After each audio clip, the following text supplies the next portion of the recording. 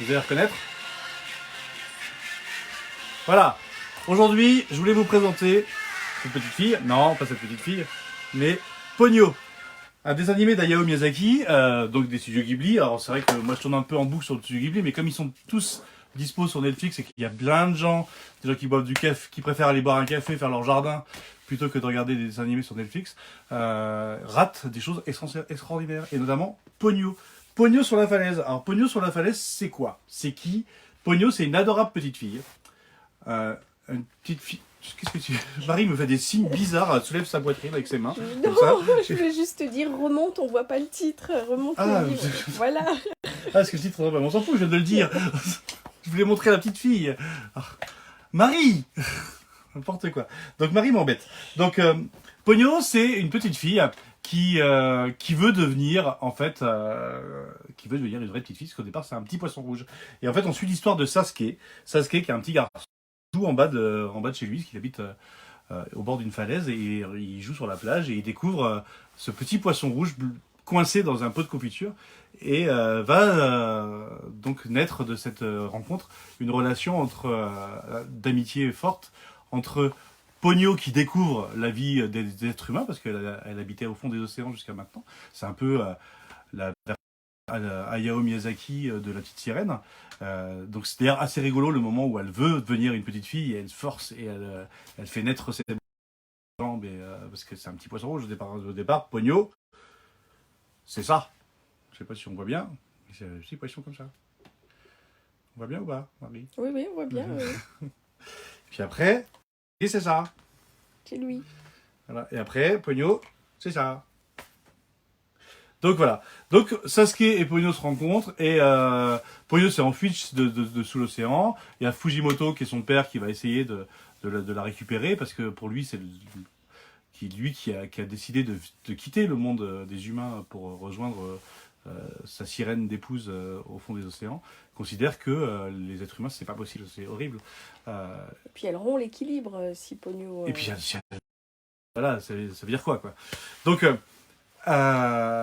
Ponyo, c'est un être super attachant. Il y a plein d'êtres super attachants dans Ponyo. Et Ponyo, elle est toute mignonne. Elle aime deux choses dans la vie. Ponyo aime le jambon.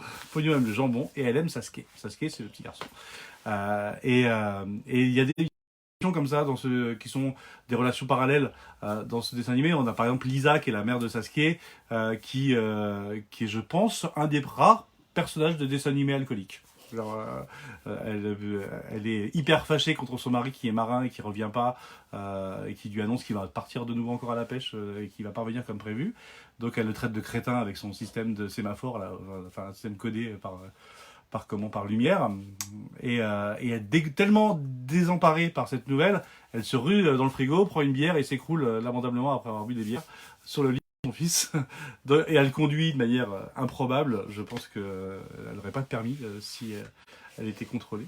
Et donc voilà, Ponyo, je vais pas en raconter beaucoup plus, parce que sinon ça perd un peu de sa magie, parce qu'il y a aussi des relations avec des petites grand-mères dans une maison de retraite, qui ont une autre vision de la vie, de ce petit Sasuke aussi, qui est le petit garçon, qui lui, il regarde tout ça avec des grands yeux de petit garçon.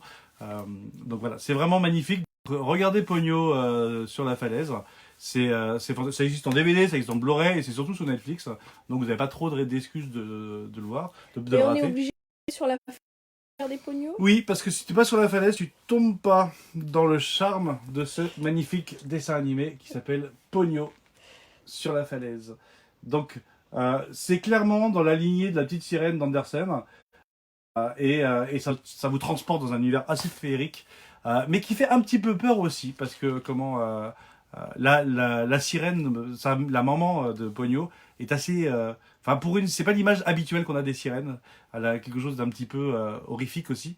Le père de Ponyo, il est décharné. Enfin, il est très anguleux, enfin, il fait peur aussi.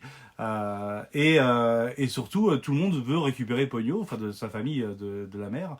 Donc on voit des vagues énormes essayer de la récupérer. Enfin, Et Pogno, par contre, est au-dessus de tout ça et est fantastique. Donc voilà, j'espère que je vous ai donné envie de regarder Pogno sur la falaise. En tout cas, moi j'ai envie de le regarder maintenant, c'est super. Merci, super, hein, bravo. Hein, parce que j'ai Fortnite aussi à faire aussi, j'ai des devoirs, moi j'ai Animal Crossing qui m'attend.